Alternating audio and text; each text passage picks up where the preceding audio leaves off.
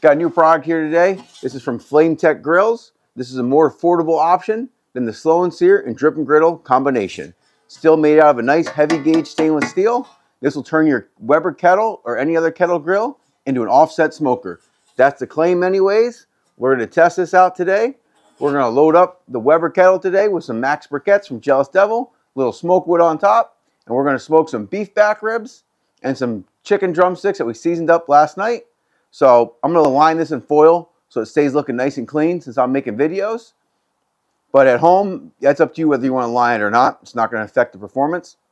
Also, you notice how deep this is? This will hold a quart of water. So if you want to do something like a pork butt or a brisket where you're going to go for a really long time, go ahead and put some water in there and I'll keep the humidity up.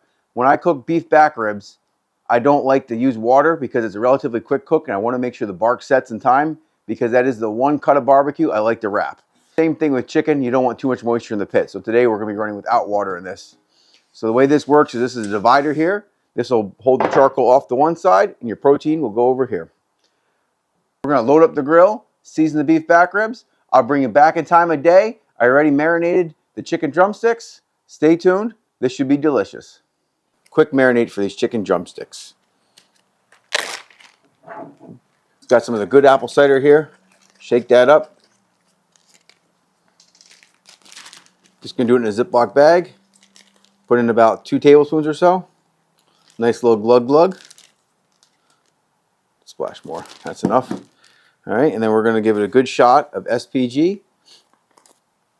Classic barbecue rub from the Fire and Smoke Barbecue Company. Going to go with maybe about a tablespoon of that. Maybe a little less.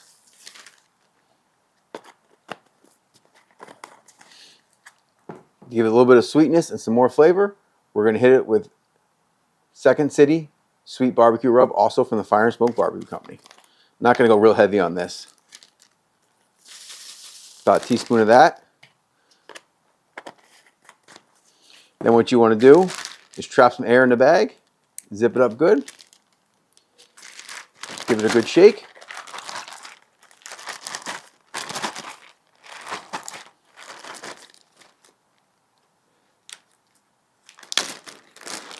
Now we'll get these drumsticks in the bag and shake it again.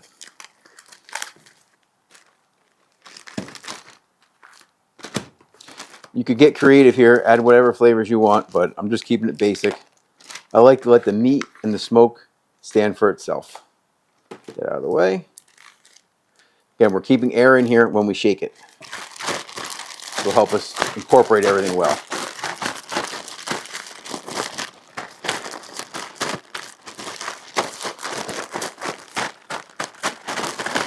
This is going to go in the fridge for 24 hours, but I'd say as long as you got a few hours on this, you should be good to go. The longer the better. I wouldn't go more than a day with that vinegar though. It's going to break down the meat too much. Okay, now that it's mixed, we'll get as much air out of the bag as we can into the fridge. See you back here at the grill. Gonna get these beef back ribs opened up and seasoned up. We're just going to use the bag that they came in as a workstation.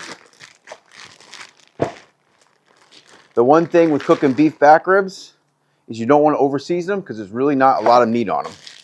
But they are very delicious and a very affordable option when it comes to beef barbecue. So today we're going to keep it simple. We're going with the 6 corners brisket rub from the Fire and Smoke Barbecue Company. So let's season these up.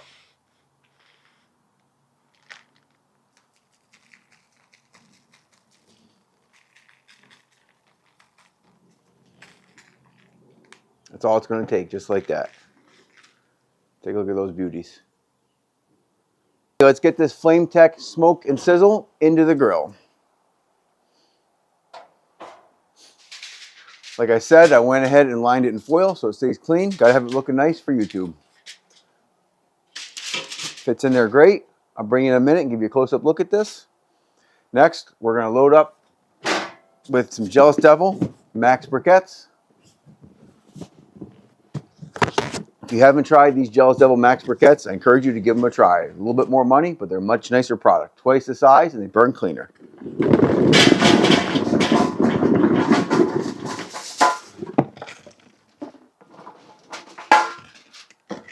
One thing I can tell you is this is going to hold a lot of fuel and you'll get a really long cook out of this. I'm actually going to pick a few of these out, put them in my chimney, light the chimney, and then dump them back in. You can see how much charcoal I got in there. That's quite a bit. That's going to burn for a long time. All right, got my chimney. Just going to pick out about 10 or 12 briquettes, and I'll show you a little trick to light this charcoal up quick. Whatever that is, that's the right amount. So if you want to light charcoal in a hurry, if you got a stove like this, just turn the gas on high, light it. It'll only take about a minute or two with the flame on, move it back to the grill, let the charcoal finish lighting. Okay, this is burning enough. We're going to move it off and put it right here on the grill. Let it finish coming up to temperature here. Okay, these briquettes are looking good. I'm going to go ahead and dump them in and let the grill come up to temperature. Always knock off the ash. We'll put the grate on, opening over the coal, of course. We'll shut the lid, open the top vent halfway. We're going to open the bottom vent halfway, and we'll twist this for indirect cooking. We're looking for somewhere around 225 to 300. Anywhere in there is fine by me. Okay, the kettle's almost up to temperature. Make this easy today. We're going to use the Inkbird Wi-Fi barbecue thermometer just to monitor the pit temperature. This has got a magnetic base. Stick right on. We'll put this on the indirect side.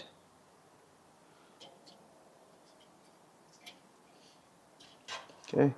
For smoke flavor, we've got these hickory smoke blocks from Jealous Devil. Just going to use a little piece. You don't want to over smoke your meat, especially with a thin cut like this. We'll probably add more as the cook goes on too. Let's go ahead and get this meat on the grill now. All right, let's go. Getting this on. We'll just rotate this a few times as the cook goes. Get this lid shut. We'll monitor this cook from my phone. This will be nice and easy. Perfect Sunday meal. These beef ribs have been rolling for right around 2 hours now. I haven't looked at them. So let's open up the kettle. It's sitting at 235 right now. It's been slowly climbing. Starting to get pretty nice bark development on there. We're going to rotate these and give them about 1 more hour. Then I think we're going to wrap them up.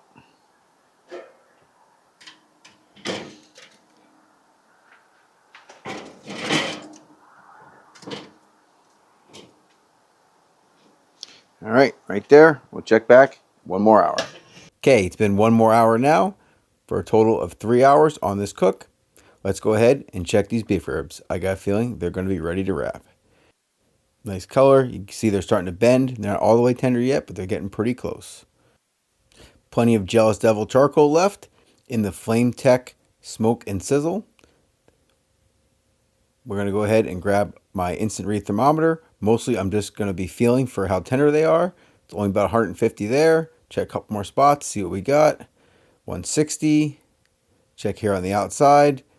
A little bit over 170. So this will be fine. We're going to go ahead and wrap this and let them finish tenderizing in the wrap. Like I said earlier, beef ribs are really thin. I like to wrap them, but most of my meats I do not wrap until they're all the way done and time for the rest. Of course, when it comes to wrapping, I'm going for my favorite, Bacon Up. Forget about any of those squeezed butters you see people using. We're going to use real animal fat here. Bacon Up or butter for me, but that Bacon Up adds a little bit of smoke flavor and a little bit of sweetness from the rendered bacon. This is just rendered bacon grease that's been triple filtered. It's shelf stable. If you haven't tried it yet, get yourself some Bacon Up. You're going to love it. Now, here are those ribs. Check that out. Looking good. We're going to put the meat side down. This way the meat is sitting in all that wonderful Bacon Up. When it comes to beef ribs, it's really critical that you be careful when you wrap them. Those beef bones love to poke holes in tinfoil, it seems like. So just be careful with the wrapping process. But you definitely want to wrap it tight against the meat so it's not steaming. Then we'll put this back on the grill for about another hour. I'm going to open up the vents a little bit. Try to increase the temperature because for chicken, we want a little bit higher temperature. So we're going to move that all the way to the back, make room for these chicken drumsticks. Going to put the meat side towards the charcoal. Going to take a little bit of arranging to get these all to fit on there. You can see that marinade soaked in. We got a little bit of nice seasoning on there from the Fire and Smoke Barbecue Company. Going to put these meat side towards the charcoal. And I'll just speed this process up a little bit.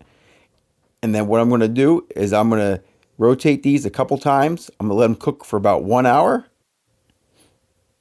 So we're going to go ahead here, open up the top vent all the way, and open up the bottom vent all the way. We're going to crank this heat up a little bit. There we are. This is 1 hour later. I rotated them a couple times to make them cook evenly. You can see this skin's not going to be crispy, but don't worry, they're going to be so delicious. Going to pull these beef ribs, get them off and out of the way. I'm going to put these in the house, keep them warm until it's time to eat. And there we go. We got a foil pan here with a whole stick of butter in it. Don't fear the butter. We're going to put all these chicken drumsticks in there and let them finish cooking in that butter. We're going to go about another 30 minutes like this, and every 15 minutes I'm going to turn them. This way both sides get to soak up some of that butter. After that, we're going to go ahead and put some aluminum foil on the top and close down the grill and let them finish cooking in that butter nice and slow. We want to absorb some of that butter into the meat. I don't know about you, but this butter bath looks like a nice place to hang out in my opinion. This is after about 30 minutes of hanging out in that butter. They're definitely fully cooked. They feel really tender. I'm going to go ahead and check them with my meat thermometer just to make sure. This being dark meat, we can go pretty high, sitting there around 175 degrees, 180. That's fine for legs like this. You wouldn't want to take chicken breast this high, but for dark meat, it's going to be delicious. So we're just going to wrap this up now and let it sit in there for about 30 minutes until it's time to eat dinner. Now that they're covered, we're just going to go ahead and close the top and bottom vent on the Weber kettle. Stay tuned for the taste test. Time for the taste test, but first, I just want to mention how well I think the FlameTech Smoke and Sizzle did great. Now on to the taste test. First, we got one of these chicken legs here. The skin's not going to be crispy on this, but we finish this in butter. It should be really delicious. Let's go for a nice bite. Wow. Kind of got that rotisserie kind of feel to it. I really made these for the kids. They're not a big fan of real crispy skin, so that's why we went like this. Cut these ribs open quick.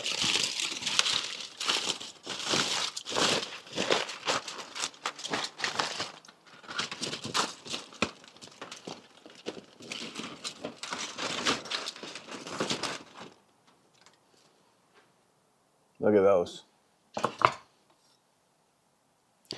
I'm going to leave a link and discount code if you want to try out this GrillTech insert. Look at that.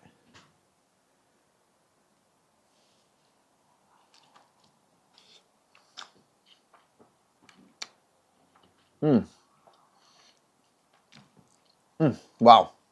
Definitely a winner as well. Can you see how good that smoke ring is? Wow.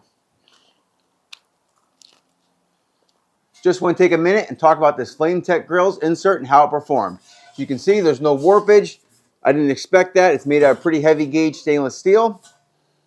That food was all amazing. In fact, I just finished reheating some of the chicken I smoked. I fried it up and some bacon up to get it nice and crispy. Wow, that's going to rival chicken wings. That might have to be another video, but stay tuned for that. Let's talk about the price point and how this compares to my SnS Grills, Slow and Sear, and Drip and Griddle. This here is going to run you about $60 or $70. I'm not sure the exact price. I do have a discount code I'll leave down below. The Slow and Sear with the Drip and Griddle is going to cost you around $200. There is a difference though. This is a one-piece unit. It's a little bit less flexible. Also, there's no charcoal basket like you'd get with the Slow and Sear. I like having the charcoal basket for hot cooks because it protects the wall of my kettle from the direct heat. But if you're on a budget, $60 or $70 for this, what a bargain. Definitely check out FlameTech Grills. I highly recommend it. Thanks for watching. Don't forget, like, subscribe, head over to Instagram at RustyBBQLamb. Thanks again. See you on the next video.